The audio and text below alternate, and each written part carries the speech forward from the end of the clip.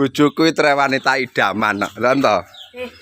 Bojone balik ngarit iki lho. Suket ya disunggahne ning kandang. Ora rugi to lek aku. Enggak rugi. Bah, jajal tenan kuatenan apa ora? Bah, jantenan. Bah, ki sak kebo molar sakmene gedhe lebas ki munggah sakmene dhuwure. Ngono ya sik bah, ndak umum pokoke jan wanita idaman pokoke. Wanita idaman semua pria. Ndak rugi tenan aku. Ha, ngene iki lho, golek bojo ya. Lah iya. Golek bojo ya sing ngene iki lebas. Gelem bantu wong tuwa. Heeh.